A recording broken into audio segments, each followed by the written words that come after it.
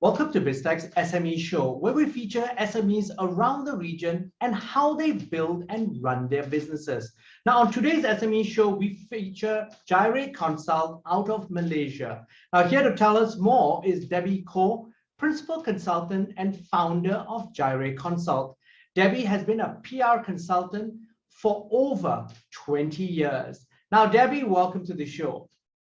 Thank you, Brian. Always a pleasure to be chatting with you. Now, Debbie, before we start, give us an overview of Jireh Consult and your history. Okay, that will be starting on a note that's very telling of my age. We've been around for decades. So so what we do is we started at the turn of the century in year 2000, and we've built our forte really in business, financial and corporate communication. So today we added a bit of spice into the things that we do. So we do a bit of lifestyle, but more importantly, we have also evolved with the needs of today. So we do things like influencer marketing, get a handle on social media, assist our clients on that, advise them on it. But I would say that if there's any one phrase that will sum up what Jireh Consult does, it would be in content origination, because situation has changed so much. So whatever form and factor that clients are looking to actually communicate their message, and in whichever platform, we can do the content for it. So the message is in the content. Now, so you've been in business for over 20 years. How has PR and communications evolved? Okay, another question which it will be so telling. Okay, when I first started, I was sending press releases using faxes. So if people you literally stand by the side, have a chair next to it, and you just faxed out the press releases one by one, to all the media. So, and today we communicate via WhatsApp, we communicate via messaging platform. That's how much it has evolved. What used to be, you have to print it out and then you have stacks of paper. Today it's all cloud-based, and there are also images, there are also videos. So, and it has gone through tremendous change. And I think the last probably 18, 20 over months, the change has been even much bigger. And okay, let's zoom in on the last 18 to 20 months. In fact, because of the pandemic, how has that evolved the communication sector overall? What was formerly not acceptable and not doable has now become commonplace, has become the thing that you must do. If in early year 2020, you tell people that, hey, let's do the meeting via video conferencing platform rather than a face-to-face, they'll say that, oh, why not? Let's meet up, we can discuss a lot better. Then 3 months later, wham bang, everybody's on Teams, everybody's on Zoom, on WebEx or one messaging platform, on one video conference platform or another, and we are doing discussion and we're doing brainstorming on it. So I think that is one of the biggest change. So sometimes we need a situation like that to show us that, we just need to move with it and to adapt, and we learn as we grow. It might not be perfect, but it gets the work done. And okay, so Debbie, one of the key things that had also happened in the last couple of years, but obviously accelerated, as you said, online meetings, of course, then the growth of webinars and platforms like Biztech.Asia, which 3 years ago, nobody would have basically watched. That is the reality. It's all about timing. How has PR also been impacted by influencer marketing and also digital marketing? Okay, but let me just do a quick spiel on Biztech.Asia. I think you guys have done tremendous work. When you first started, you started during the pandemic, that's a very brave step, but I think that's really what it is. It is actually stepping out of your comfort zone and doing what I think naysayers will tell you that it's not doable, or are you sure? And likewise, for a lot of brands, influencer marketing for some of these brands, if you have talked to them about 3 to 4 years ago, they'll say that, oh no, that's not what we will do, or that's not not in line with the company's policy. Today, it is acceptable. It is become even for some brands, a cornerstone of their communications alongside what they would say traditional media.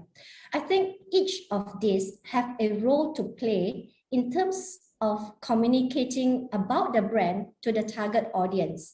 And mind you, our audience are getting younger. So we're talking about young adults, and I call some of these people, they're born with devices grafted to their fingers. Yes. They swipe, at one point, the babies learn to swipe first before they learn to talk, So, and they grow up with social media, so it is part and parcel of their life. It is just that the social media keep evolving as well. So which is the right social media for you? And also do you see, and perhaps you can enlighten us on the differences in terms of influencer marketing in B2B marketing versus B2C marketing, and also the impact of micro influencers versus then mass market influencers? Okay, that's actually a lot of topics in there. So yes. Okay. Influencer marketing, you can do it for B2B or B2C, but more often than not, it will be to the consumers, because the consumers identify with their influencers of choice, the influencers that they are following, and they're looking at the lifestyle. And it is about the experience or what the influencers are wearing, eating, where they're going, and what is to be had or what is to be experienced. And they find that influencers speak more of, from their mind, and they found that to be more credible, even though sometimes they know that it is actually paid. So that's one key difference. And when it comes to B2B marketing and B2C marketing in the traditional sense, that's where we need to be very careful with where the company stands and what the company wants to achieve. There are certain things that PR can help the company to achieve, and there are certain things that PR cannot do. Okay, very, very upfront. PR can communicate your message. PR can make you look good and can make you sound more credible as well.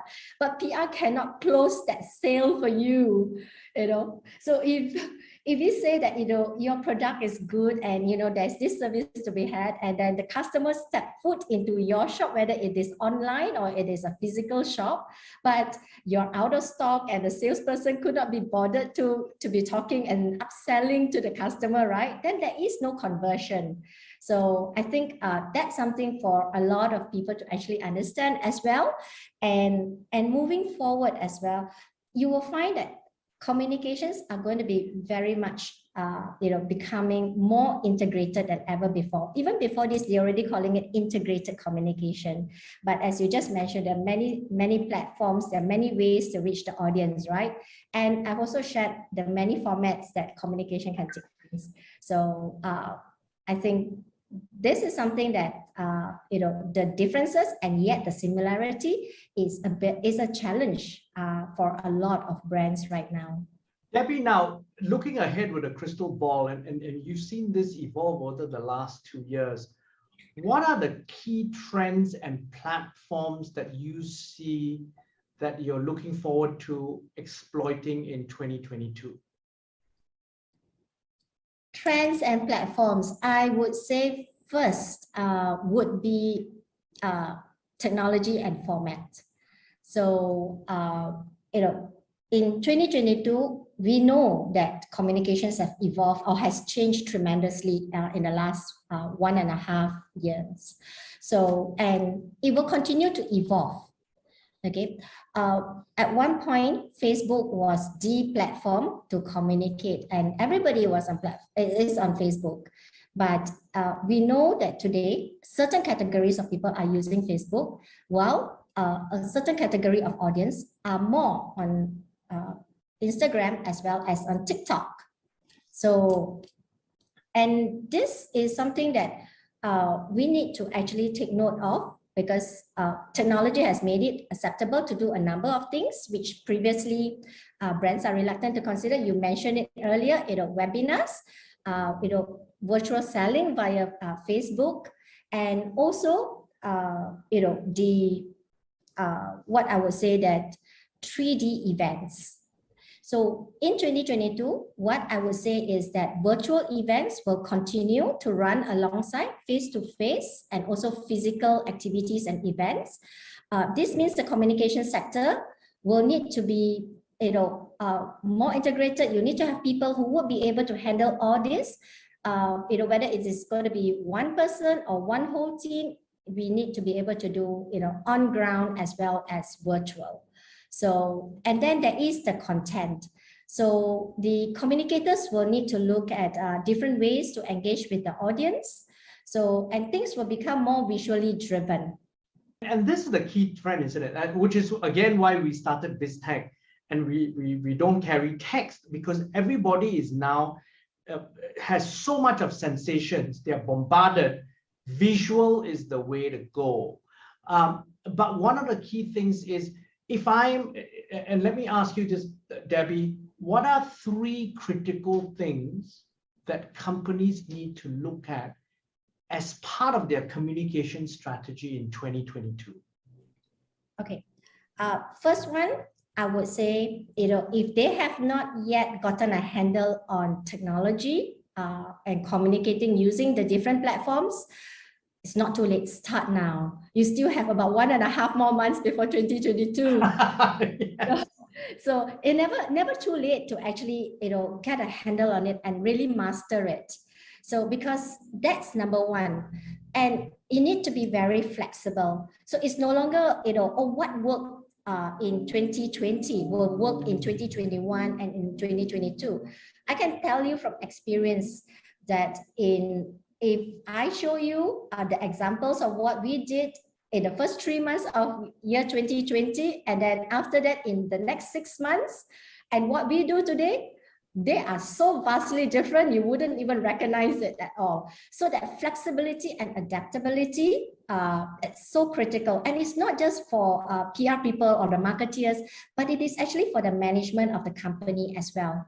And the third one is sustainability. I know this is a buzzword, but the thing about this is not just throwing buzzword around.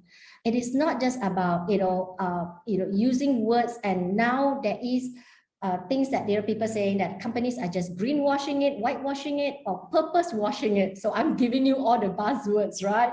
So it is really to enhance knowledge in and of sustainability, understanding the company's values, and also looking at the entire value chain.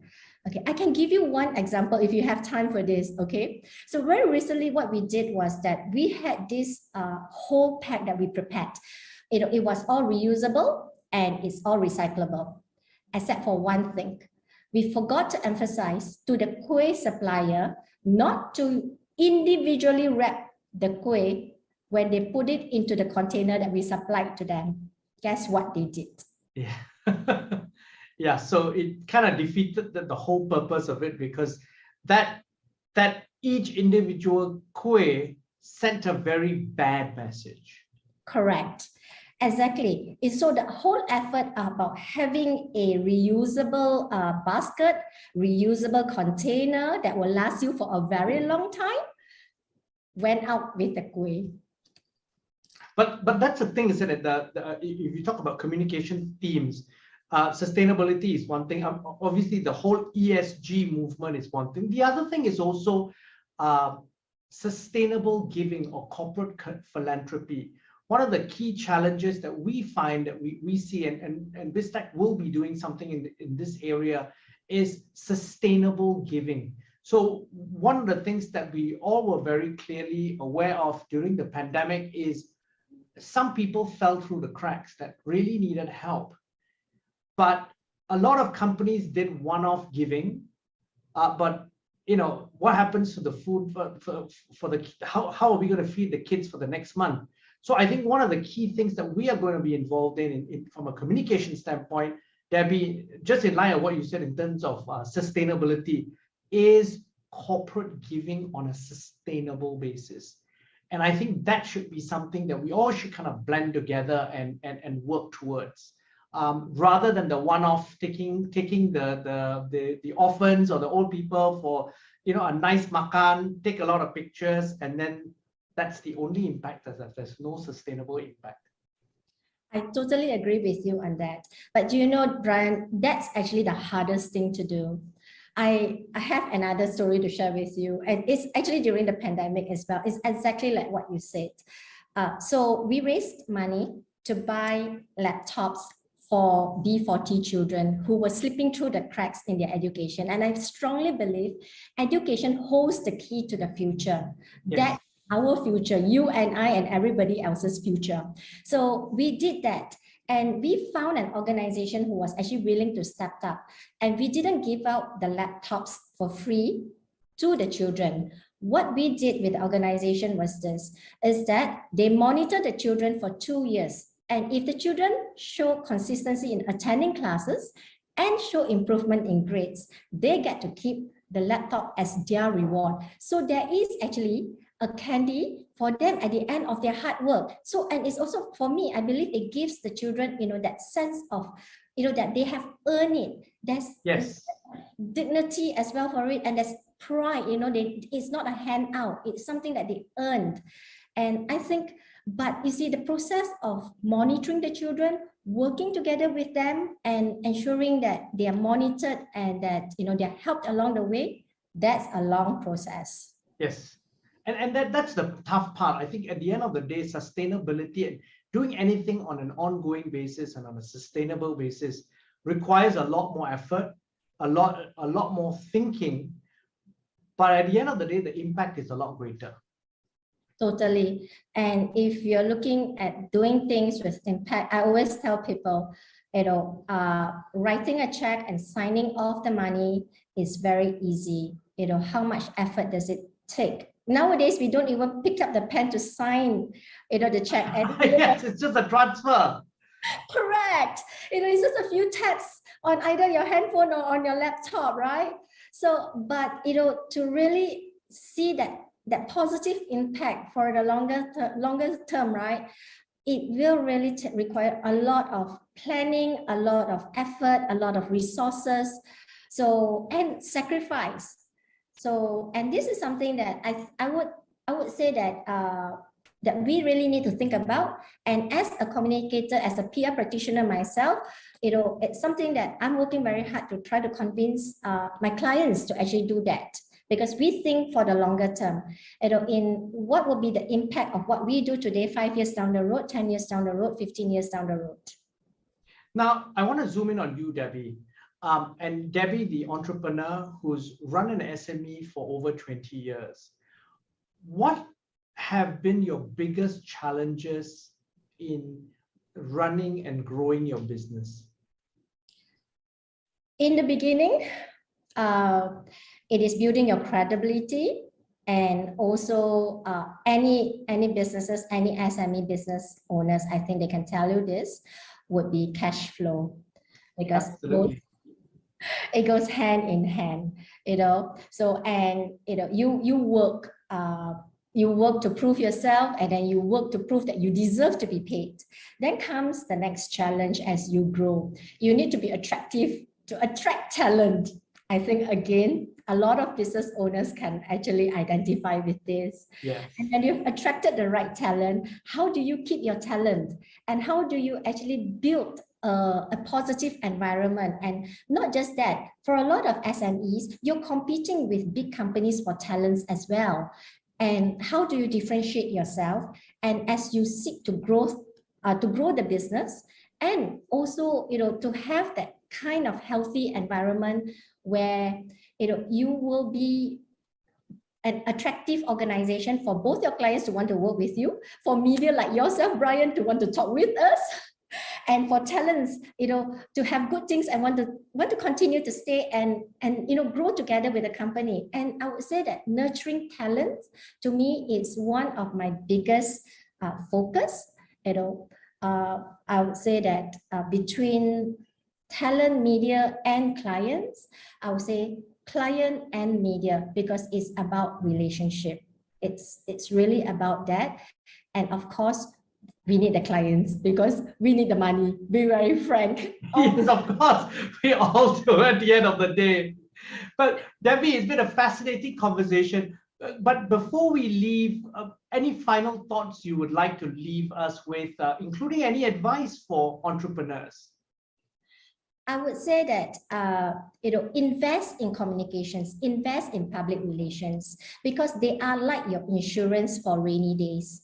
And because you see, what PR does for a company is not immediately visible. PR builds your credibility. And when you're building credibility, it takes time.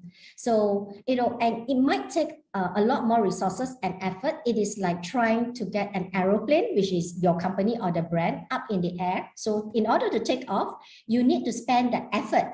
And that when it's up in the air, you need to actually sustain it. You cannot stop, because if you stop, the aeroplane will come down sooner or later, Yes. So, yeah, you just have to put a little bit more effort and sustain it and keep it up in the air. And come what may, hopefully you can withstand the headwinds, just like how the aeroplane does it. And if you have a tailwind, all the better. You go faster and go higher. Debbie, thank you very much for taking your time to be on the show. Thank you, Brian. A pleasure as always.